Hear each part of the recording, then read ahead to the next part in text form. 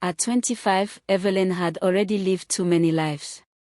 She lived in a face-me-I-face-you apartment in Port Harcourt, one narrow corridor, peeling paint, shared bathrooms, and doors that never truly closed. At night, the compound smelled of fried food, sweat, and secrets. During the day, it felt like a place where dreams came to wait and die. Evelyn had no parents. No relatives who checked on her. No one who asked how she was coping. Growing up, men had taken advantage of her kindness, her silence, her fear. She was molested. Used. Broken in ways that never fully healed.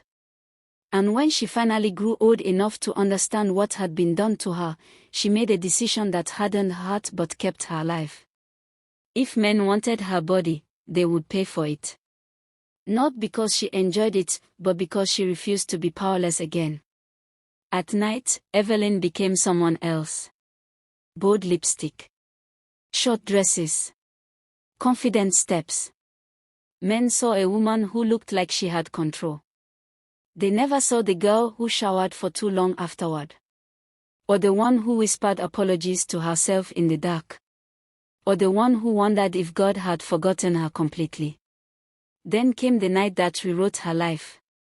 She was returning from her usual night run, heels dangling from her fingers, walking barefoot along the roadside when she heard it, a loud crash, screeching tires, and then silence. A car sped away into the darkness. A man lay motionless on the road. People slowed down. Looked. Whispered. Walked away. No lie, this one done die already. Police walla.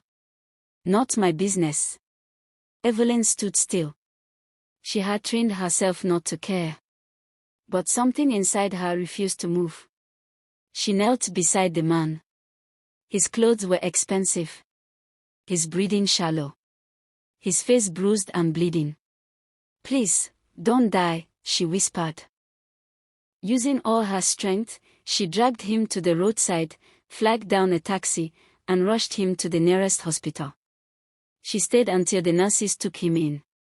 She gave no real name. No number. No expectations. She went home thinking that was the end of it.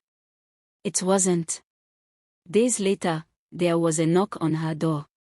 When she opened it, her breath caught.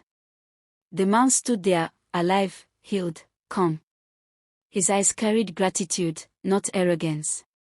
"I've been searching for you," he said gently. "My name is Nathan. You saved my life." Nathan was wealthy, but not loud about it.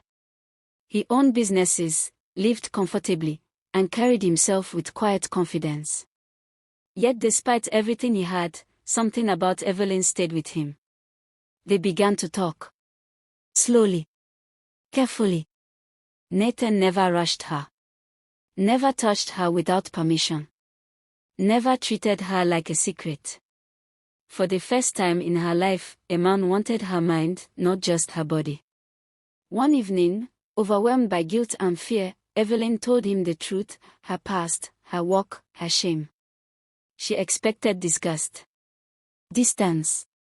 Rejection. Instead, Nathan held her hands and said softly, "Your past explains you, it doesn't define you." That was the night Evelyn broke. Not in pain, but in release. Nathan introduced her to church. At first, she sat at the back, head down, convinced the walls would judge her. But something happened during worship, something she couldn't explain. For the first time in years, she felt seen by God. She gave her life to Christ quietly. No loud announcements. Just tears, surrender, and healing. She stopped going out at night. She burned old clothes. She started again. Evelyn discovered she could sing, really sing. Her voice carried pain, hope, and honesty. The choir welcomed her without questions. Music became therapy. Worship became home. Sunday after Sunday, her voice rose, not to impress anyone, but to thank God for saving her when she didn't know she needed saving. Nathan watched her change, not with pride, but with awe. And one evening, standing outside the church after rehearsal, he said the words she never thought she'd hear. "I want to marry you." She cried, not because she was afraid, but because she finally believed she deserved love. Evelyn left the Face Me apartment. She left survivor behind. She stepped into a life built on grace. And sometimes, when she remembers the night that changed everything, she smiles and whispers, "I thought I was saving a stranger. But God was saving me." Thank you for watching. Please like, comment and share. Also follow for more interesting stories.